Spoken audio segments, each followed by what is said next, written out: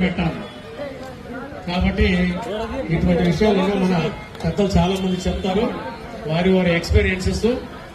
కాబట్టి దయచేసి మిమ్మల్ని అందరినీ నేను ప్రాధాయపడి కోరుకుంటున్నా మిమ్మల్ని కూడా ఈ మారక ద్రవ్యాలకు అలవాటు పడవద్దు.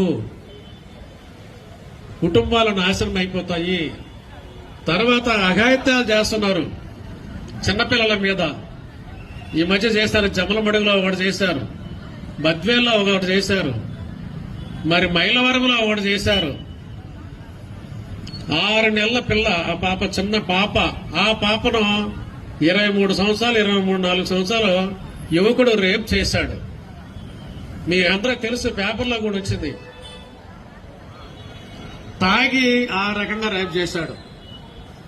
లాస్ట్ కు వారం దశతో అతనే ఆత్మహత్య చేసుకున్నాడు, చెరువులో దూకి. ఎంత ఘోరం. ఇటీవల కాలంలో 2-3 చోట్ల ఈ ప్రోగ్రామ్స్ పెట్టారు, ఆల్రెడీ అవేర్నెస్ ప్రోగ్రామ్స్ పెట్టారు. కాబట్టి తెలుసుకోవాలని అన్నమాట.